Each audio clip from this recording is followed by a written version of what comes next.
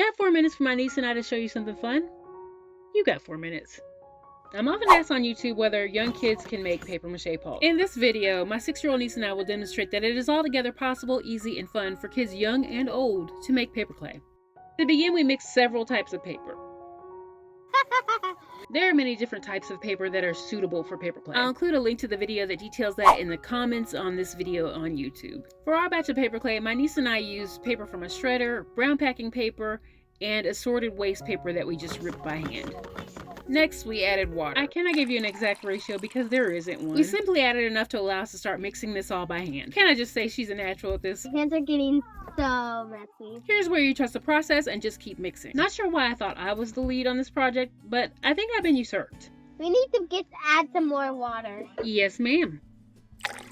Feed through some muscle in and continue to mix the paper and water.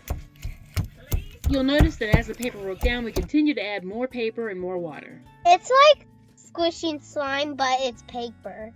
If you're watching this on YouTube, you'll find the related video is a more detailed step-by-step on how to make paper pulp. This is my tried and true recipe. Speaking of recipe, I've had several people tell me in comments on YouTube that glue is not necessary to make paper mache pulp. Could be true. I'm actually working on a comparison video to test that out. For the time being though, I will continue to add PVA white glue to my paper clay. A, it acts as an emulsifier that makes it easier to sculpt and shape fine details and larger shapes in paper clay. B, it's easy to access, it's affordable, and it's non-toxic. You, my friend, are welcome to use it or not use it.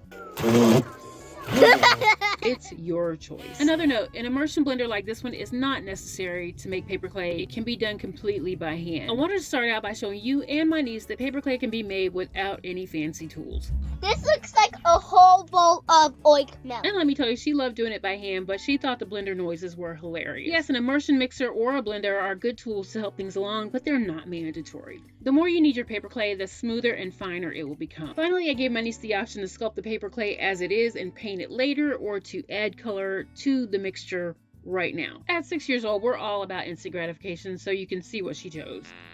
We added an ample amount of craft acrylic directly to the paper clay. And because I know someone will ask, no, I have not tried using food coloring in paper clay, largely because of its tendency to stain hands and clothes. Acrylic paint, on the other hand, washes off relatively easily, which is why the gloves came off here and we just went for it. And I have to say, I'm in love with this color she chose. This color is called Caribbean, and it's from Apple Barrel Paint, and I will link it in the version of this video that goes up on YouTube. Another note for anyone who's wondering, the paint does not really alter the consistency of the paper clay, except to possibly improve it, the smoothness of it, and it just absorbs beautifully. If you've never tried flexible cutting boards like these for projects outside of kitchen work, you're missing out. These are great for working on. You can see my table is already messy, so that's not the reason I'm putting it down. I'm putting it to be able to transport her work after she's finished with it. You can also use a cookie sheet or the like for transporting or working on projects like this. At this point, I allowed her to play and sort of experiment with what she wanted to create in the paper clay. Wet paper clay can be saved in a sealed container at room temperature for several days to a week. Don't go longer than that because it can sour or mold. If you must save it for an extended amount of time, pack it into a Ziploc bag and freeze it. Now I'm demonstrating for my niece how she can make a vase that can hold water and flowers for mommy.